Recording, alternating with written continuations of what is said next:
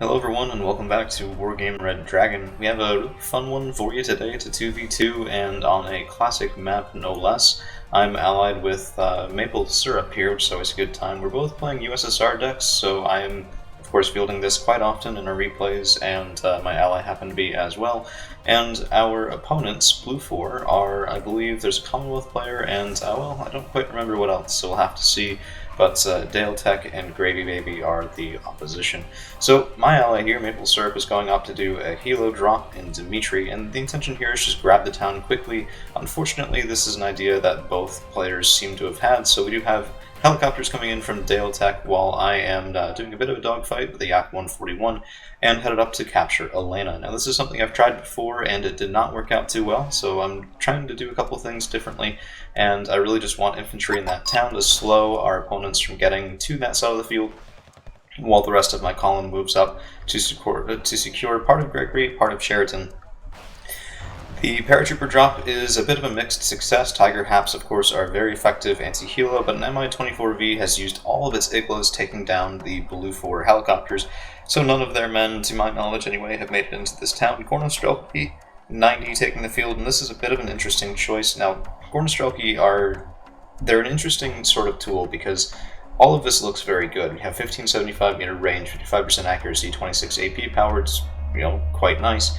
Unfortunately, 25 point cost for regular training infantry means that they are going to be points inefficient during the grind, and whether or not they're actually better at their job than, say, something like an ATGM team is a little bit debatable. Of course, this reminds me of Razman's, 3+ hour breakdown of the USSR troops and how Gorno just kind of don't really have a defined place. So we have touched down in Elena with Morskaya Pechota, and KAs are doing some interesting things there, but BLUFOR on the ground has caught up to us in the center, Gravy Baby leading his troops and just capturing a couple of these towns. Gorno, being, as I said, rather inefficient in the points grind, is going to come back to bite us. So I do have a couple MT LBVs moving up. This is just trying to support in Dimitri here. These are cheap Motostrelki, of course. And a Tungushka back in place, radar gun off, T-80A moving up to secure Sheraton, and a BRDM cheekily moving around toward the front. Now, NMI-24 and Ka-29s are taking out a little bit of Legion, which, I mean, hey, that will make Morskaya Pechota last that little bit longer, and also getting a good firing angle on some AMX-13s, although these are not exactly worth the rocket pods being fired at them. A VAB might be, so that is at least an interesting target in that regard. MT-LBVs, meanwhile, getting destroyed. Motostrelki are not going to be sufficient to hold this town. We have even small support infantry here, and these guys are very different. So keep in mind what I said earlier about the Gornostrelki, 25 points for a questionable use case. Small, on the other hand, are 20 points, but they are shock training, even at strength 5, and their 875 meter rockets have 15 round per minute capability, which means that they are often able to fire, well, many more shots than your ordinary infantry would be able to, and that leads to some very effective and cost-effective fire support if properly supported, which, I mean, at present they are. They're just not firing because, well, potentially line of sight issues, but also it was the same block as some of their allies, so there's some questionable stuff there as well. With the addition of M1097 Avengers coming up here as well, this town is well and truly lost. Now, we have secured somewhat of a position over in Fetter, but my T-80A, pushed up to support the BRDM that didn't find any resistance, is getting hit by an ATGM team very well placed in that town, and a very cost-effective kill in that regard, while a BBL Mistral is unfortunately trying to head off my Ka-29's rather, well, we'll call it inspired attempt to go to Boris. Call it what you will, I suppose. But I have also lost my BRDM-3 there, and things are looking a little bit scant. So, well, we have some allied support in Sheraton. I have a Tungushka still around Gregory. If this all came forward, we'd probably have a hard time blocking it, but the Ka-29TB is at least doing a decent job of being annoying in the backfield, and maybe we can get a kill or two, and we forced to unload, so, well, no, we didn't. No, I thought that was infantry unloaded, it's just a second vehicle. And that main primary cannon is, I mean, it's a nuisance, but it's not going to be able to kill all that well without rocket pod support. So let's fast forward here a little bit as, we are, well, here's the interesting thing. This is not destruction. If this was destruction, this whole gambit would have been catastrophic. However, this is conquest, and we're taking out a +4 with one particular reason. We were able to capture Constantine, we were able to capture Yacht, and because of the offensive in Elena and Fetter, these two have not been captured yet. In fact, we have even slowed them from capping Center or Dmitry as well. I mean, yes, they have Boris, but that +4 is going to move things pretty quickly. Morskaya Pechota do unfortunately take bombs to the face, and that's not going to be great for them. But I have reinforcements coming up, Morskaya Pechota in this town as well, which really means that we've secured this side of the field kind of as I had intended to. The other game, that did not go so well for me, at least so far. We've secured this side of the field kind of alright. It'll be at least annoying to dig us out, which, I mean, hey, that's good. The more annoying we are on their side of the field, the better chance we're going to have. So BRDM3 is moving forward, and we spot a Humvee CP. I really wanted that kill. This guy's just trying to cross the river, maybe get into these woods, keep an eye on their backfield, and all of that. But, well, he's not exactly all that sneaky, so if you take a look, medium stealth is pretty nice, especially for a vehicle of that caliber, but it's not perfect. Morskaya Pechota, meanwhile, are going to start getting a little overwhelmed. And Center has now been secured, so we're down to taking out a +2. MO13A3 is moving over, and we do have, it looks like, was that a bomber or was that artillery? Something. Huh. Oh, that was rather confusing, but whatever it was, my BRDM3 is sinking below the waves, sadly. So that gambit has failed as well.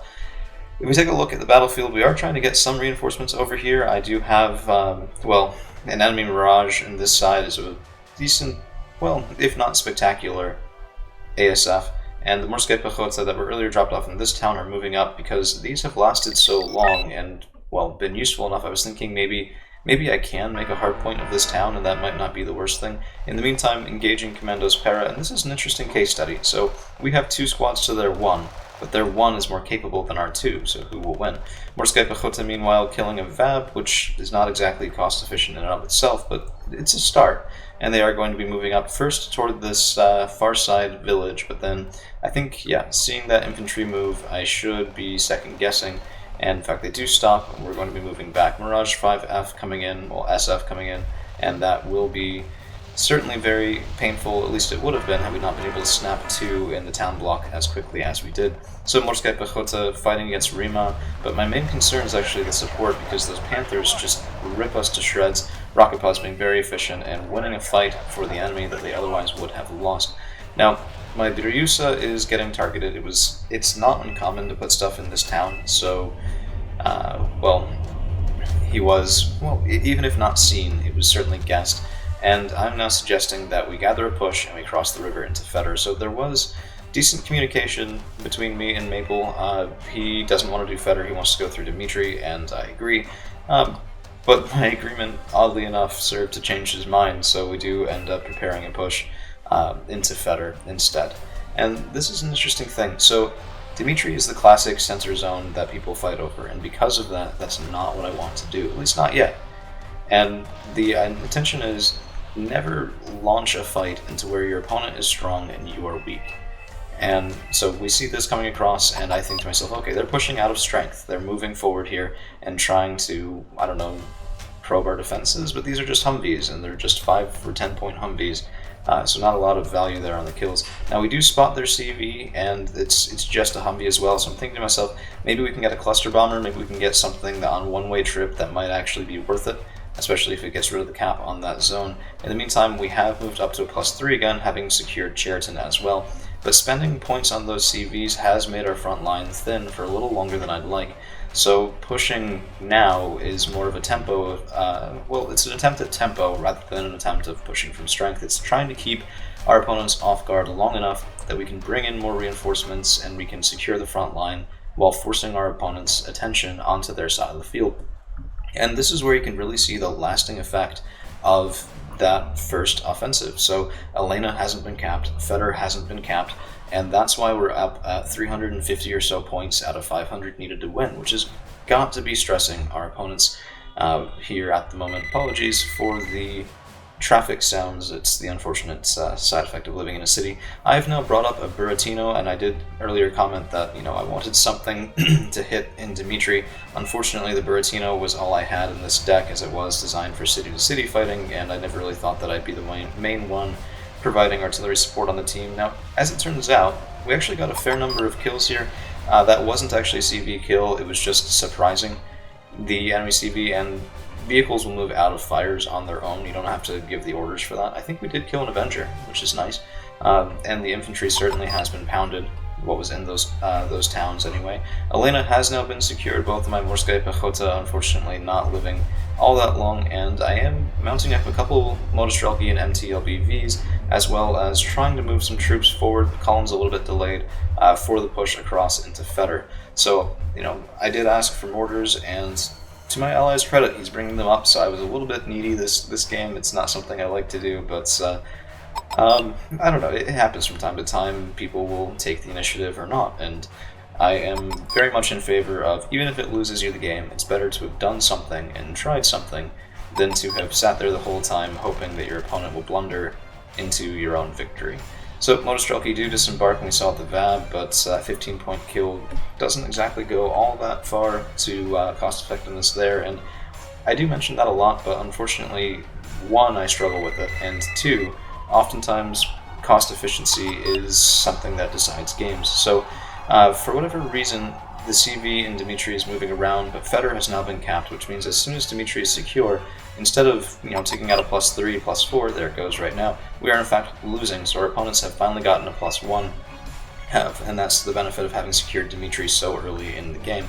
Now, my ally here is ready, my own column is still moving up, and it's a pretty small column to begin with as well, so there is a lot of risk here. In the meantime, enemy mortars are trying to clear out more of these woods. Well, never mind. They're trying to smoke across, and seeing this, I was thinking to myself, are they anticipating, do they see us moving toward them, or is this a prelude to their own attack? Because often people will smoke in, and they're setting up a forward position where they can't be shot with long-range support. Buratino is moving up, having reloaded itself at the 4320s, and going in for second volley on Dmitry, and this is just a bit of a backup case in case we fail to push on Feder. I want to soften up Dmitry while their focus is elsewhere. Oftentimes, if you do a push, people will move all their new reinforcements over responsive to that push, and so if we can simultaneously weaken Dmitry and distract in Feder, it's a fallback situation. It's not ideal, but it might work, maybe one day. In the meantime, this Tiger Hap is providing excellent support as my MTLBVs and Motostrelki try and do some sneaky shenanigans in these towns. Just, again, pulling your opponent's attention everywhere at once is often better than letting them focus on what you really want to be doing. 3 T-80s, very points-effective tanks here, 65 points, but look at that gun, 16 AP on that body is pretty nice, and we do in fact win the tank duel there, or rather my ally does.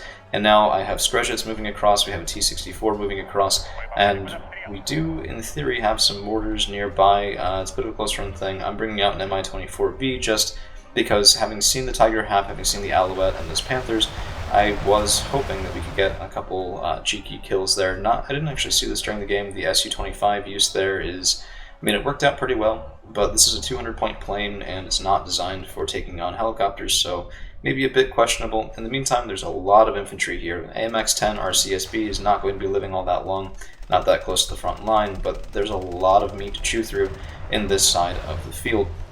So let's take a look, let's change our angle a little bit and see how this is going to go. First observation is that we do not have enough effective scouting. Second is that while the support from mortars is nice, it's a little bit too far back. We should be smoking up around here, we should be smoking around this town to make sure that they don't have scouts, they don't have long-range stuff able to shoot in. Seeing those AA missiles coming out of that backwoods, that should tell us, there's a lot of support here, that's something we can potentially go for. My T-64, oh, the timing on that was perfect. My T-64 moved up and around and unfortunately exposed himself to a side shot, having been angled a little bit more than I would have liked. I was trying to get around to a flanking position and then be able to side shot my opponents. The reverse happening is not exactly the intended effect. Meanwhile, VDV have gotten into the woods, and this is definitely a good thing for us, as they will be able to shoot through riflemen very, very quickly, especially with fire support coming in from Gornos, Monostrelki, and Skrezhets on the side. The other VDV are unloaded, and the Skrezhets moving up. You can see we are forcing a little bit of a retreat. Buratino coming in again, and once more smashing into this town. I was flipped to neutral to show you the effect that it's been having, as it is actually quite nice. But then we would lose the KD at the end, which I do want to preserve that just for right now. A couple of MX-10 RCSBs dueling with T-80s, and that is a losing duel for them, so even though that gun is actually pretty competitive with a T-80's gun, the frontal armor is not. So 4 frontal armor versus 13 means that every hit is going to be dealing a lot more hurt to those AMXs than it is to the T80s. Although, I mean, this is an issue, so the stabilizer is worse than the already bad accuracy on the T80s, so moving up into this is going to increase the effectiveness of the AMX's guns without really giving us all that much of a benefit. Fortunately, however, we have decapped Feder, and this is an interesting thing. So they still have Dimitri, but Feder is a 2-point value zone, so decapping it has flipped us back from losing to winning by a +1, now moving up past 400, and this push is what I would call a moderate success at this point. Even if it doesn't turn into something lasting, we have largely accomplished our goal as of right now. We've gained even a temporary victory here, and that's better than nothing. Small, however, very effective fire support, and there's an Apache coming in that the T-80s are not going to be able to deal with. Good smoke now from my ally here, trying to save his tanks, but unfortunately not quite the right angles for some reason, not hiding the tanks as well as we would have hoped. And now you can see we're kind of losing steam. The Mi-4 AV moving up that far was not intentional. I think it was just a leftover from an old attack move. I was trying to provide fire support against those AMXs, and we can see, you know, he goes down, the BRDM-3 is shooting at Panthers, which isn't exactly ideal. My Mi-2 is quickly becoming alone, as is this T-72BU, providing some fire with his tertiary against that Apache, which is just not going to be sufficient. What we really needed here, and is on its way too late, is an Mi-24V, providing more anti-helicopter support. Unfortunately, what should have been supporting in Feder was trying to capitalize over on the eastern side. I didn't really show it off, but we did get a couple of helicopter kills on that side, and you can see 2 of those Iglas are used there, 4 of them used on Ka-52, and we did clear out our opponent's helicopters decently well. Unfortunately, the value of that is pretty small compared to the value of really securing this push. Denying the Apache and this DAP their day in the sun would have been pretty great, and now it's a little bit too late. So the Mi-24V is going to be dueling a DAP. This is never something you want to be doing because that DAP is way more cost efficient as a AA helicopter, and it even won. So a 65-point helicopter won against my 100-point helicopter, which that feels rough, man. I gotta say that feels pretty rough. So Ka-52 and Mi-24V, we do spot a Crotal, so they are not going to be moving up unless I completely mess up my attack orders here. It looks like I did a little bit. We'll have to see if he survives. In the meantime, there's a MiG that was trying to get a cheeky shot on M1A1 Abrams, and yeah, I very much messed up here. I thought I would taken the both over to the side, but it must have been that I didn't quite grab the Mi-24V because he's well within range of that Crotal, and it's going to come back to bite me sooner rather than later. In the meantime, the Buratino is empty, and I'm moving up more supply trucks to help him out, and finally, having grabbed the Mi-24V, brought him back over a little bit, but we've taken 1 hit, probably from that Crotal, and that's certainly not a very good thing for us at the moment. Feder has been resecured by the enemy, but this is an interesting thing. I still had enough vision to see where they put their Humvee. We are, of course, now at 443 points, losing again at a +1 for our opponents as Feder is resecured, but at least this was a pretty impactful push. And now we're settling in for a little bit of that sort of mid-game nothingness, but I do ping that there is a CV here, and maybe we can take advantage of this. I don't have long-range artillery for it, but what I do have, or will shortly have, I think, is I'm going to try to use a bomber to get in. Now, the issue is that these Mirages are going to try to keep me away from that, so it's going to be a little bit of a contested, perhaps a one-way trip, but, well, if it gets us the advantage, I don't necessarily mind that all that much. And we can tell, you know, we have had a pretty hard-fought game. The initial response to resecuring Feder wasn't to push, it was just to consolidate. So Yak-141 comes in, gets a single hit on those Mirages, and now they're evacing, and this would be the perfect opportunity if I had the tools. In the meantime, we do have Tunguska coming in, just providing that little bit extra AA support there if we can, and a SU-25T does get a pretty nice kill on, well, fired at an Avenger. I think he got a kill because they were double stacked earlier in the game. Not the original double stack, I think there was a replacement double stack as well. These Osas unfortunately moved up a bit too far and spotted, so no real luck for us there. Here comes the IL-02, and he's looking for that enemy CV that we'd marked previously. Let's see if he can get it. I love watching these things work, so there we are, that's bombs away. We do take 2 shots from the Avengers, we get the kill on the CV, turbine failure, but we managed to just get out, and this is the problem with using Avengers for anti-airplane work. They just don't have the range. If they had even 500, 600 more range, that might have meant a third volley and a dead aircraft. But having killed the CV in Feder, we are of course back at a +1, so 447 taking out a +1 is not where our opponents would like us to be right now. Finally killing that Hempt of all things, so 40-point victory there with a Buratino, which, you know, 140s, we got to do that a couple of times, but every time it forces that thing to move, we get points for that much longer again. And now the Tunguska opening up, Yak 141 from my ally against that Mirage, and we do take him down. Super Antanda coming in as well, and unfortunately living, so the Yak's missiles were not effective in that case. And now we see an M1 and A1 HA Abrams moving up. And just spotting that and spotting these infantry carriers, I'm thinking to myself, okay, well, we're kind of in for a bad time because Cheriton is not well defended. We did burn a lot of our points trying to push in through Feder, and to be fair, it was a good thing, but it wasn't necessarily game winning yet, not if we lose Cheriton, where we won't be able to close that last gap. I mean, we're at 460 points, but if they take Cheriton, we're at -1 again. If they resecure Feder, that becomes a -3, and that would be entirely horrible. So the MH-60L DAP comes in and does kill my MI-2. In response to seeing him, I am retreating the other two helicopters that are trying to slow down this push even just a little bit. And we do fortunately get a kill on the DAP, so that was 1 Igla each from the KA and from the Mi-24V. And we are killing some of these infantry transports, but not quickly enough, and they're still moving forward, carrying just basic riflemen, but sometimes the basic tools are enough to get the job done. And we have another DAP coming up trying to take out our helicopters again, which right now we're the only thing between this push and just completely taking the town in Cheriton and giving us a really bad time.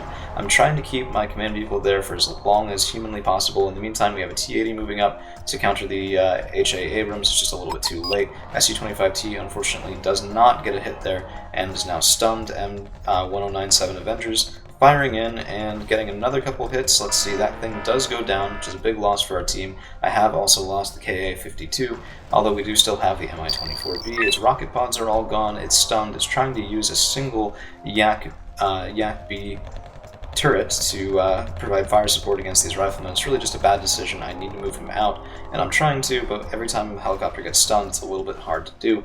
Two T-72B OBRs moving in from my ally, 140 point tanks there as the 24V does go down to a close range shot from that Avenger.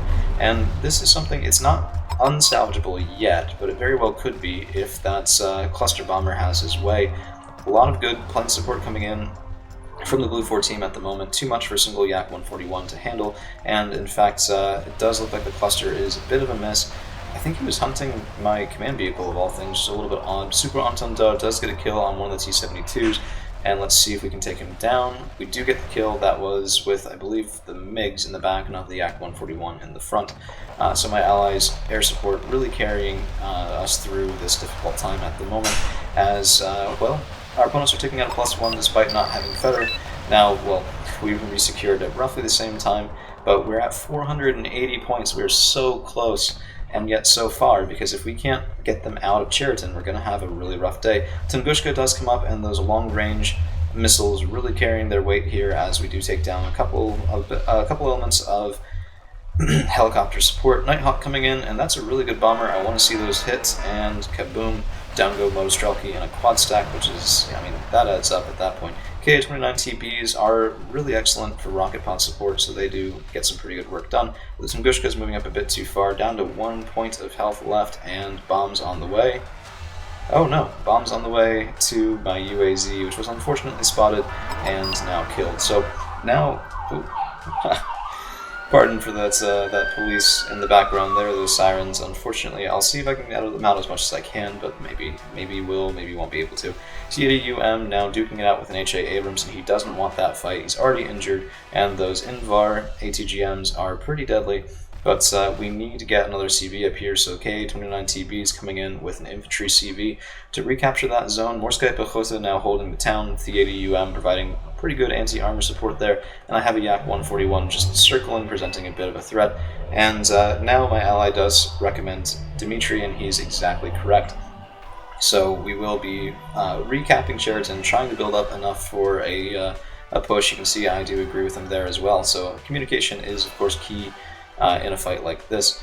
Block 52 comes in and does get a cheeky hit and a kill on my Yak 141 that was out of his own long-range missiles. I should have retreated him.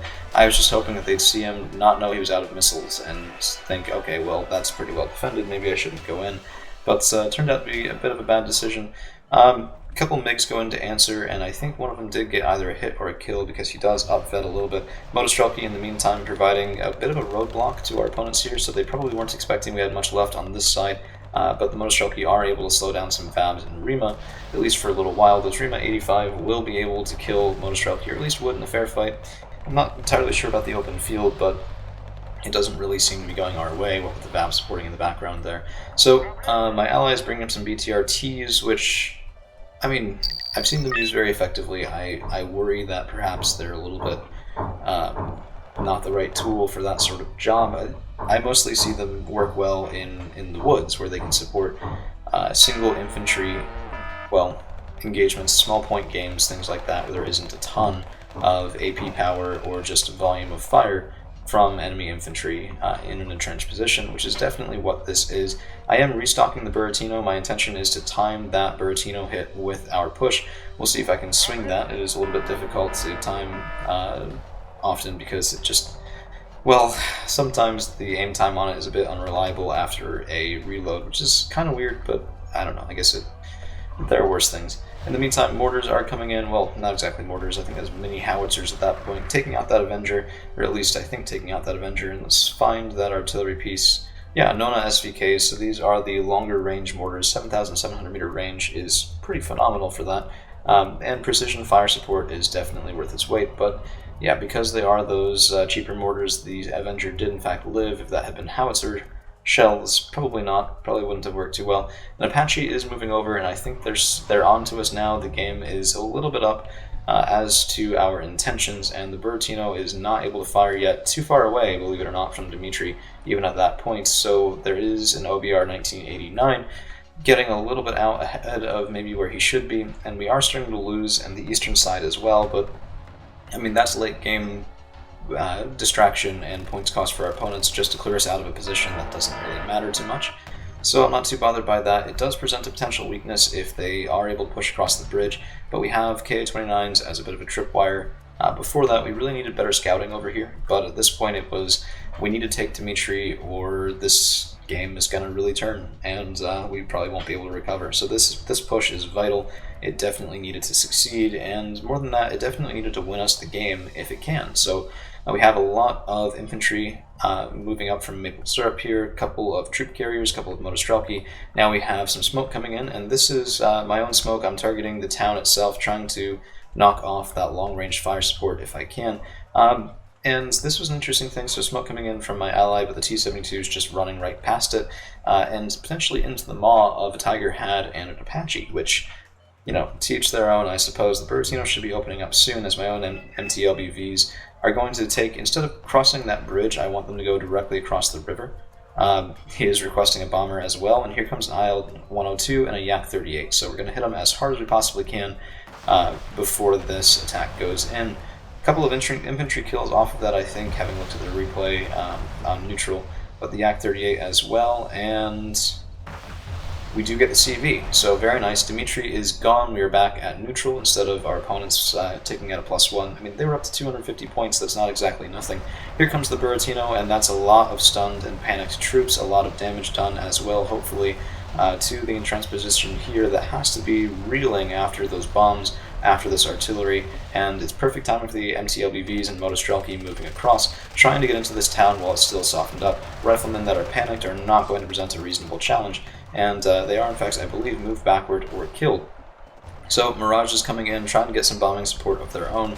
One of those does go down. Let's see if we can get a second or a third, and it does look like perhaps not. The Buratino does take a bombing run to the face, but oddly enough does survive that, which, I mean, hey, works for me, man. 10 frontal armor will do some protection, I guess. T-80UM does get sniped by a Super Entendeur, so not exactly the best support there. In fact, very valuable Super Entendeur, as it does get a kill on an OBR as well. But Motostrelki have secured the town, and this was the coup de grace. So I moved in command infantry in a 29 TB and secured that back west corner, and this is just, it was, you know, we only need 15 points, that's it. So if we can hold Dmitry that long, all else being the same, we might be able to win this game. BRDM3 also moving back and across, finally getting something into their back line, although a little bit too late to be of all that much use. Motostrelki moving up, trying to get into these towns. Skrezhits, of course, providing good fire support against a Mirage. And if we can hold them off just for a couple more seconds, 492, let's see what we can do, 493, 4, 5, and it's gonna be over because we're cutting off the infantry reinforcements there. We've taken down their helicopter support. Planes are going to be resetting, refueling, and rearming instead of providing active support, and there is that 500th point. So, very well played to my opponents there, both Dale Tech and Gravy Baby. It was a very enjoyable game. In terms of kills and losses, Dale did pretty well, very positive. 2,435 kills, 1,675 losses, and a lot of that will have been eating my troops, as that looks like pretty much an exact mirror image there, so he kind of bloodied my nose there. But I think largely, even though there was a negative kills to losses ratio, I think there was some pretty instrumental work done in terms of the actual objective of the game, which was, of course, conquest. So, decent game, and value units would be the Ka-29 TPs. Really nice kills there in the beginning. Morskaya Pechota did okay for themselves, although not all that great. And yeah, the Buratino did kill small. This is the risk of those fragile fire support infantry, is that, well, standard 10 strength infantry might get a little bit damaged from a Buratino, but, you know, if they survive with 2 or 3 strength, they can be healed. Small, on the other hand, 5 strength, unit's dead. Motostrelki providing surprising value here. VBL Mistral alone will pay for themselves very well. VDV-90 did okay, this was on that push. And the Yak-38M, this was the smaller bomber, actually killing a fair number of chasseurs in an AMX. So we had some things that are pretty good value there. The IL-102 with his Humvee kill. T-80UM probably not making up his value, but the Yak-38 with another Humvee kill. And we can see we didn't win this game necessarily point-to-point, kill-to-kill. In fact, our team was overall negative. Largely because of me, but we were able to get the objective, and that's what counts. So that's all we've got for today. Thank you all for hanging around. We'll see you again real soon.